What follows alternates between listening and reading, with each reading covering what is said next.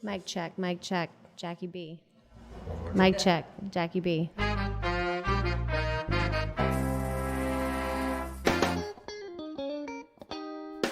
From our studios in the Southern Food and Beverage Museum in New Orleans, welcome to our Louisiana Eats podcast series, Quick Bites.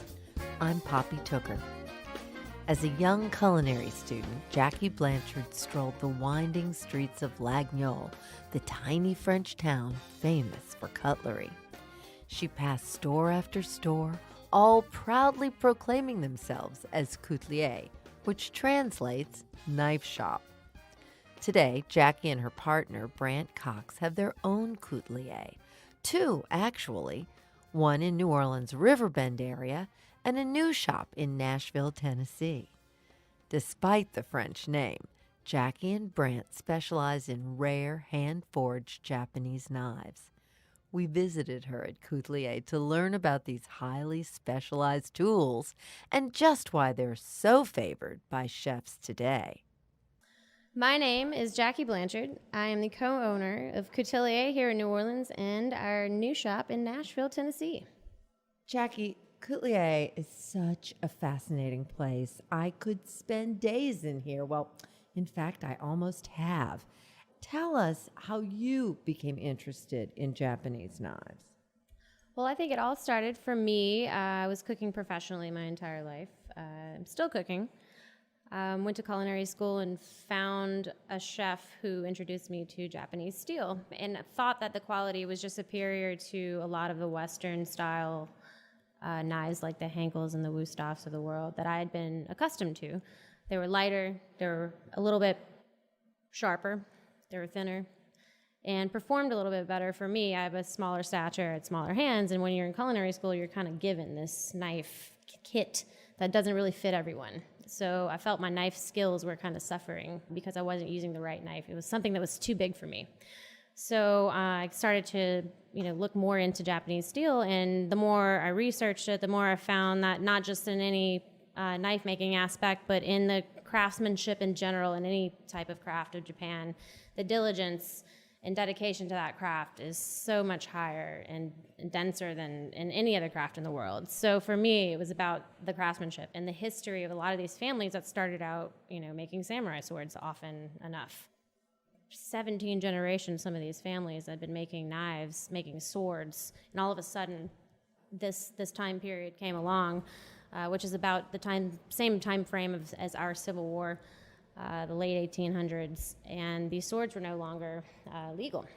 So they started transitioning into kitchen cutlery, and it's still been, even between this time frame, they're still kind of figuring it out. And what you now have is these families who have transitioned into cutlery, and a lot of their sons didn't take over because 20 years ago, Japan's economy wasn't booming in knife making. It was booming in cars, electronics, plastics, things like that. So those sons felt that they had no incentive to carry on for their fathers. So oftentimes you find these families are losing a generation, and sometimes it will die with the father because the son didn't take over.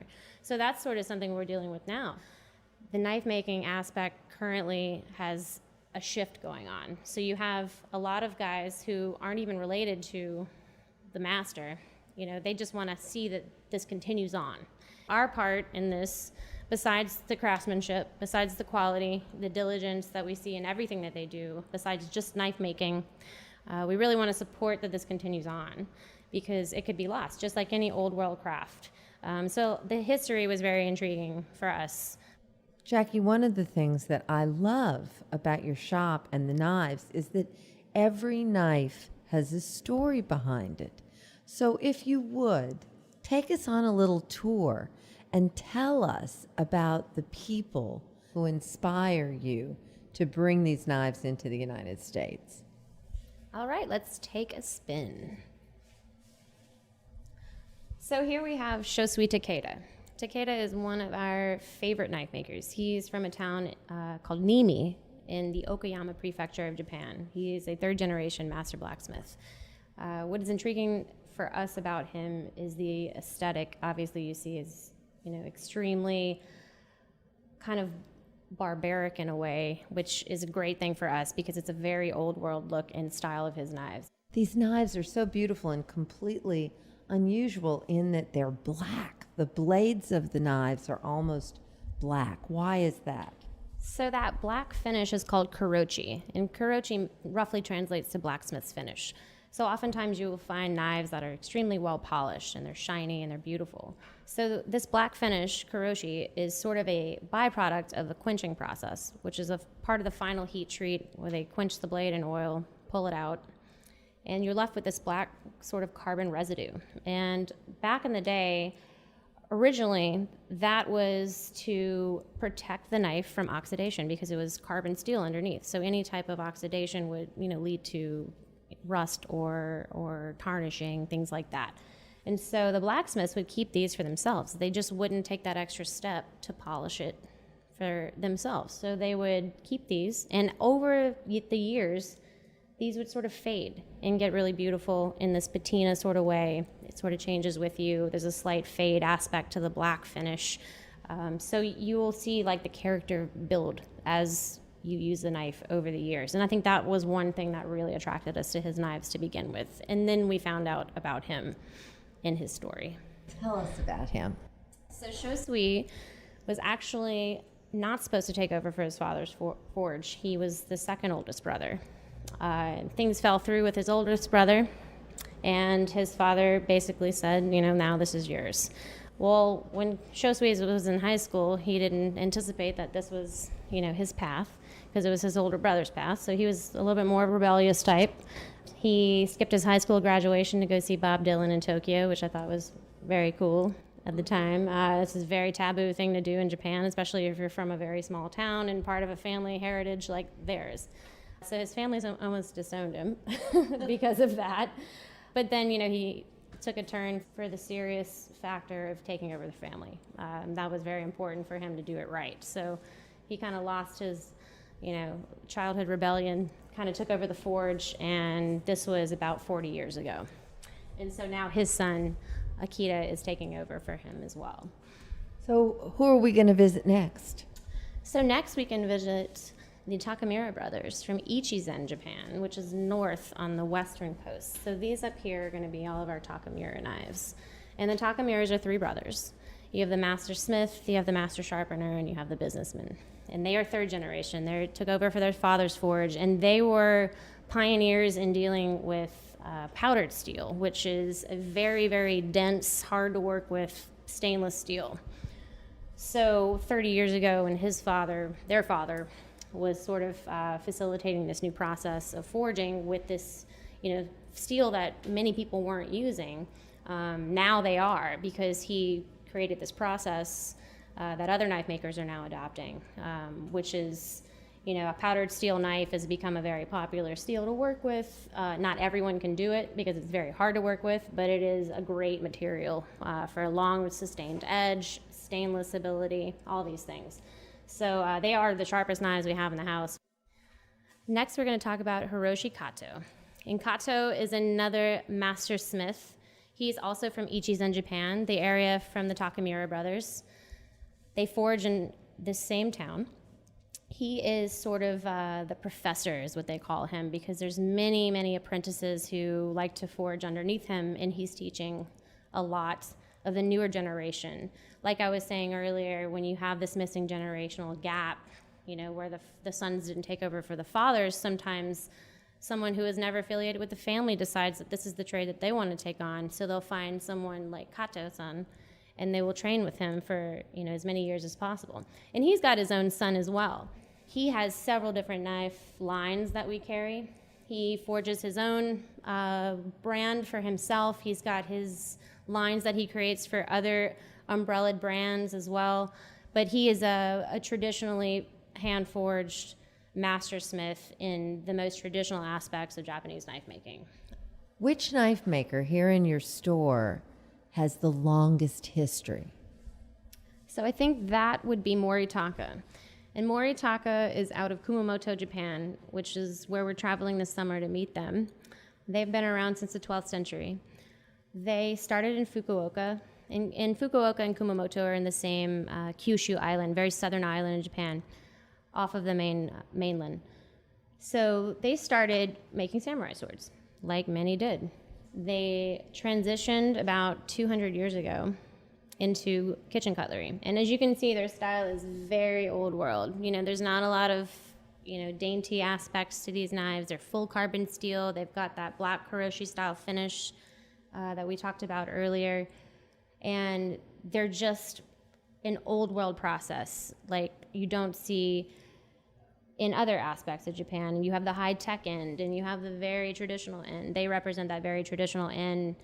And, they haven't changed hands. They've been in the same family for all of these years. And I think that they're a very special house that we have access to. And it took us a long time to get them to work with us. And we just found out 2 days ago that we get a brand new line from them that they've only held for one specific client in Japan, and now we have access to it as well. So we get a chance to meet them, we get a chance to see their forge, we get a chance to know a little bit more history about them, and that's just also intriguing to us because, oftentimes as Americans we can't wrap our heads around how far back some of these traditions go in this lineage because we're so young.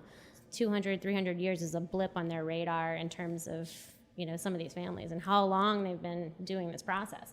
So I think they are, over 700 years of history, starting with the shogunate, is so fascinating to us. Jackie, explain the difference to us between a Western style handle and a Japanese style handle. What are the benefits? What's the difference? That's a really great question, and I think that's something that people often forget is a huge factor in decision making when you're going and buying a knife. So I think all of us are used to that Western style handle, and we've all seen that handle. It's a black handle, resonated, it's got 3 bolsters, and it's got a full tang. And the tang is the part of the knife that goes south of the bottom of the blade.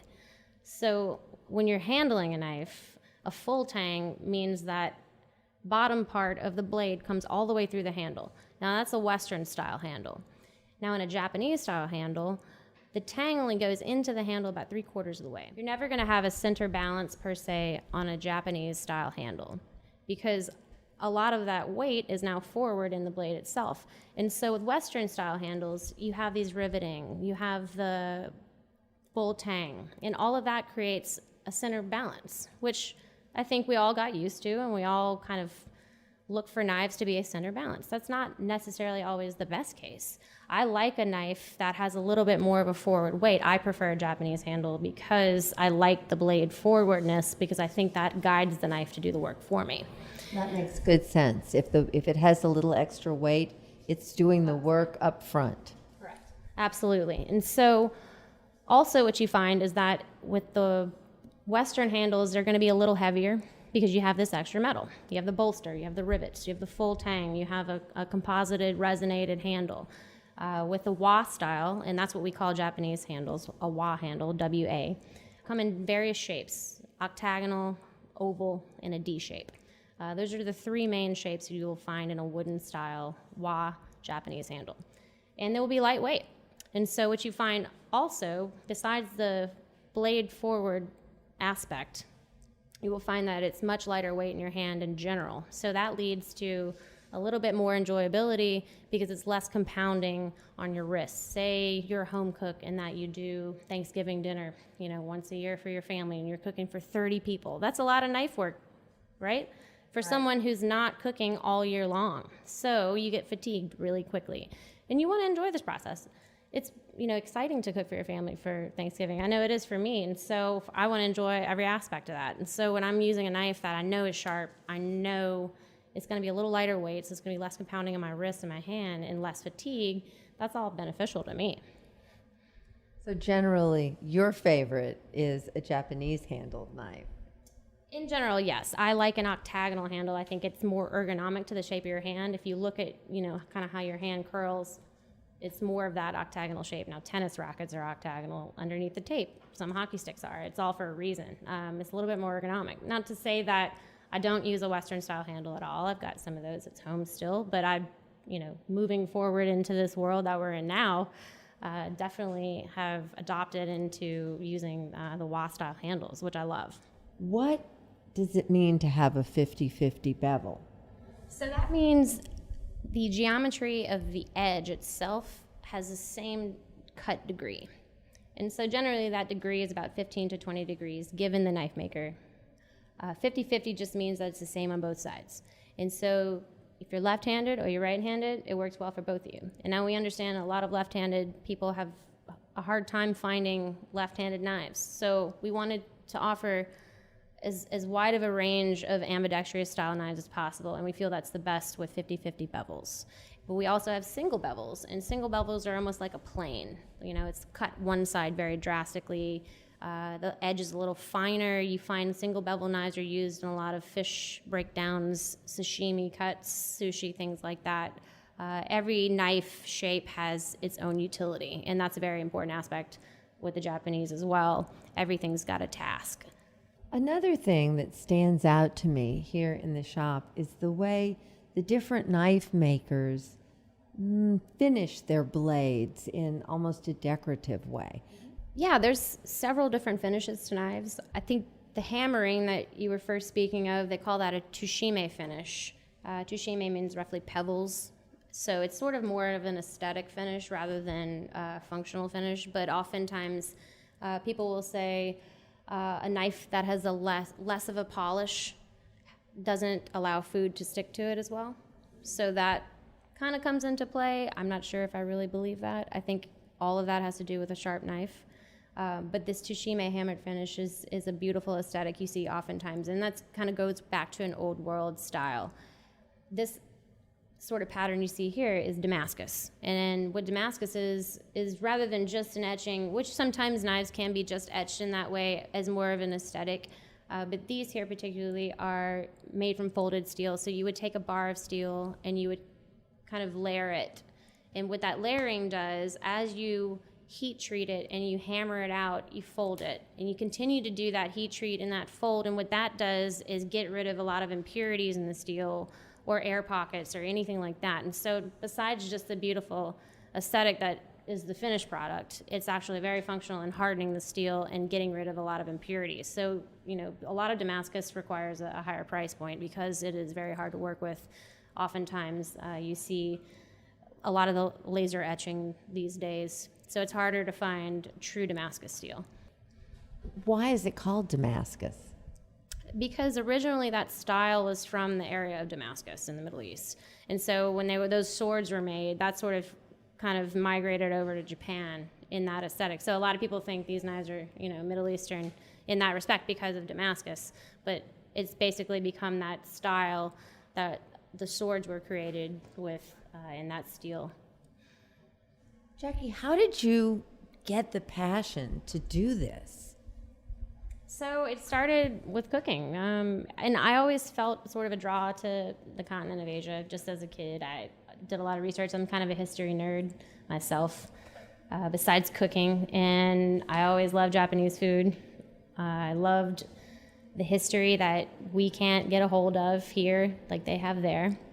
That was always so fascinating to me. And again, the craftsmanship, like, you know, I said before, it just is unrivaled in so many aspects in the world. So I think that's why my passion for it just continued to grow as I became more familiar with the processes, with the products themselves, with these family histories that are just so wild, you know. And I have a long history in the state of Louisiana. I'm lucky.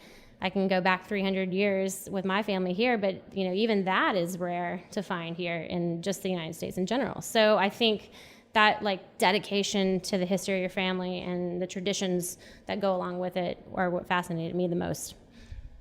Did you have a hard time as a young American woman getting accepted over there? How did you get these gentlemen to agree to sell you their knives in the first place?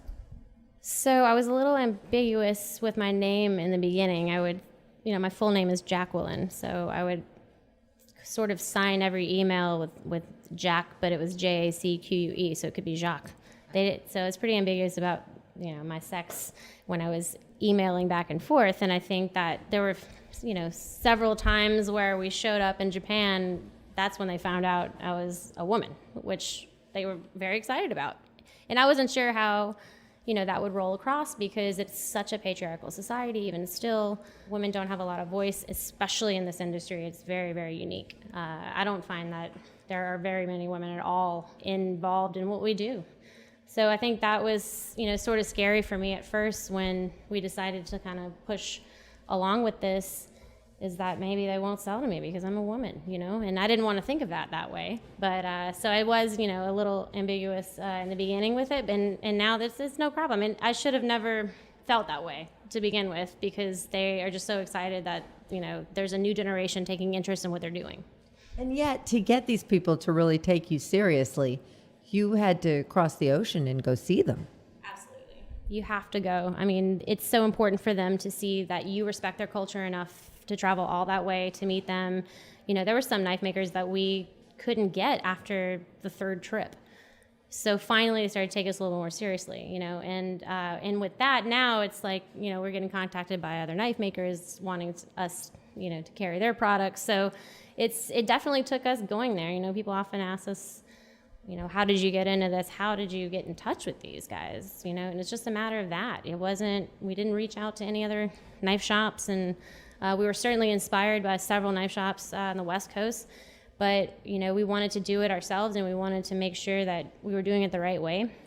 So we traveled to Japan. I mean, the best way to experience a culture is by stepping foot, into its borders. A knife purchase is an intensely personal thing, isn't it? Absolutely. I think it's sort of like a bag or shoes or jewelry, like you were saying. It's a very personal decision on a lot of aspects. And just like with jewelry and shoes, you really have to try it on. So how do you try the knife on? So I think one of the greatest aspects of this shop is being able to walk in and to hold a knife and feel its weight and balance. And that weight and balance is another huge factor in the decision-making process. We have a lot of people who come in and they really want a heavier knife because that's what they're used to. And I think we're all a little used to heavier German-style, European-style knives. And then they get very excited when they pick up a Japanese wa-style handle. They're like, wow, this is such a lightweight knife. I didn't know that this could be so light. And sometimes they'll associate that with low quality, which is not the case at all. But we want to make sure that it's the right fit for you. So we want you to hold it. We want you to feel it. And that's something that you can't get online. After speaking with Jackie in such detail about the knife-making process, I wanted to learn firsthand how she helps people choose the perfect knife for themselves. So we'll go through. And what I like to do is I'll put our canvas down here so that we can pull down whatever you're looking at. So I'll pull down our house brand knife. This is our Nola line that we have made in Tosa, Japan, by an amazing blacksmith. And so I lay it down, and I'd like you to just hold it and pick it up and feel the weight and balance immediately. Oh, it's surprisingly light. You're right. It is surprising. And yeah, we're so accustomed. I think they must have taught us that in culinary school. There must have been the day, I don't remember it, when they made us all balance the knife on our fingers to see if we had a good knife. And of course, this has no balance. It's immediately trying to cut something that's ready to go. And that's that forward weight that we were talking about earlier, how you immediately feel the knife kind of guiding itself down as it were to cut something. So we want you to, cut in that motion that you would normally. And we want you to feel where your hand lies on the handle itself. Some people like to choke way up. Some people like to hold back.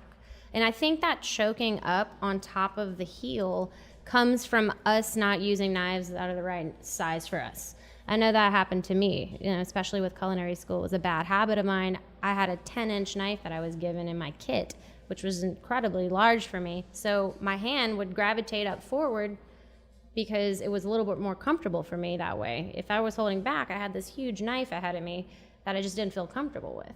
And so I think when people choke up on top of the blade or the back of the blade, I think you lose a lot of surface area. So if you're up here holding like this, I think you never get any action back in the heel area. And that's where people cut themselves the most, because it never gets the action. How long is this knife? What's the size of this one? So that knife is 210 millimeters, which is 8.2 inches. So all Japanese knives, we kind of do everything in millimeters these days because it's very accurate. And what you often find in the purchasing of all of these are in millimeters. So we speak in millimeters rather than inches a lot of times, which will definitely transition for our clients who don't understand the differences. But with that being said, I think an 8-inch knife, 8.2 inches like the one you're holding right now, is sort of that middle of the road, sort of every day for everyone. What we do find is a lot of people are gravitating towards 7-inch knives, a little smaller. And I think people have been using larger knives and getting used to them, but haven't experienced something a little smaller but easier to wield.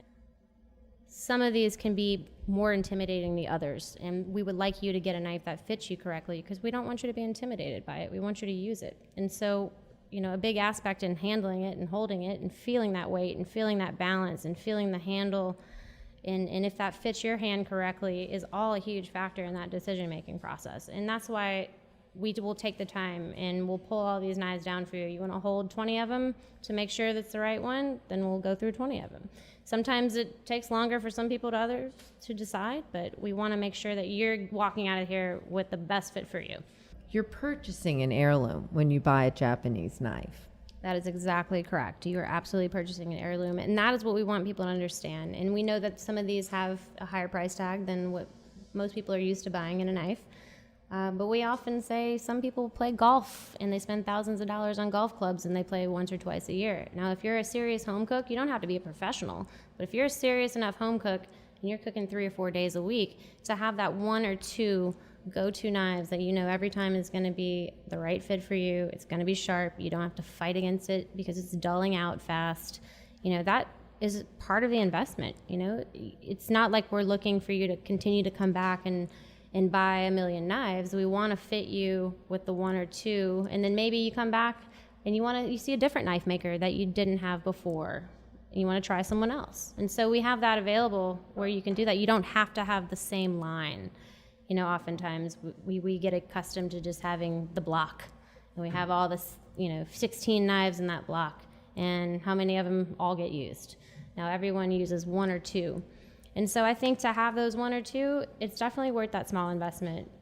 For the rest of your life, you're going to have it. And if you take care of it, just like you take care of anything else, you take care of the cast iron, you're going to hand it down, and it's going to last. Is there anything going on in America with knives noteworthy today? There's a lot going on. There's a huge renaissance of knife making in America, specifically in the South. We've noticed a huge influx of knife making. There are several knife makers on the West Coast that have been doing it for years. You're seeing a lot of newfound love for the craft. Not everyone is making the highest quality, obviously. These things take time. So that's why we think the generational aspect is so important, and that's why we favor Japanese. Not to say that the American knives aren't great. We do have several knife makers that we represent. Boot Hill Blades, Jared Thatcher out of Clarksville, Tennessee. We've got Sheehan Proul out of Santa Fe, New Mexico. We've got Quentin Middleton out of Charleston, South Carolina. We've got Ty Tonelli here out of New Orleans, out of the Bywater. So, we do want to support these up-and-coming knife makers who are really showing great quality in their products. It's very important for us to support them as well. We're supporting these old families in Japan and these generations of work, and I think it's important for us to also respect these guys as well and the work that they're doing and what they're putting into it. Maybe they haven't been doing it for as long, obviously. Maybe it's not in their family heritage as much, but we are finding these guys have an extreme diligence to the craft and attention to detail, and you find a lot of them are also doing it in a very old world style, which is very important. Someone like Murray Carter, he's another North American knife maker. He's out of Oregon. He was the only North American to ever be given a generation by a Japanese family. He was now technically the 17th generation Yoshimoto because the guy he trained under had no son, and rather than his entire generational heritage get lost with his death, he gave it to Murray. And so that's never happened to anyone else. So he was actually the first American that we carried. And he's out of Hillsboro, Oregon. We're going to see them this weekend at the Blade Show in Atlanta, which is an exciting thing for us because it is the time that we get a chance to meet with all these American knife makers. We do have a lot of our Japanese guys come to that as well, but it's a huge show. You meet new guys, you see their products, you're able to hold it tangibly. And so, our decision-making processes of who we work with come from experiences like that. And so we get a chance to see some of these newer guys and see some of the guys we're already doing work with who have new things to bring to the table. And so it's important. Well, thank you so much for this wonderful experience here at Coutelier. Thank you, Jackie. It's my pleasure as always, Poppy. That was Jackie Blanchard, co-owner of Coutelier. Visit Jackie in her New Orleans store or at the new Nashville location. You can also shop the selection online at couteliernola.com. You'll find links in today's show notes. If you enjoyed this Louisiana Eats Quick Bites podcast, be sure to subscribe so you won't miss a delicious upcoming serving of Louisiana Eats. Visit poppytooker.com for lots more recipes and delicious food ideas too. Have a special request or a thought to share? We'd love to hear from you. Call 504-867-9128 or send us an email to louisianaeats@poppytooker.com. Louisiana Eats original theme music composed by David Pomerleau and performed by Johnny Sketch and the Dirty Notes. Thanks to Reggie Morris, who produced this podcast, and Maddie Mullidew, our social media maven. Check us out on Instagram, Twitter, and Facebook. I'm Poppy Tooker. Thanks for listening. And thanks to our major sponsors, Camellia Bean, Zatarans, and Rouse's Markets. Visit poppytooker.com to see a full list of our partners. This Louisiana Eats Quick Bites episode was produced by Poppy Tooker Broadcasting.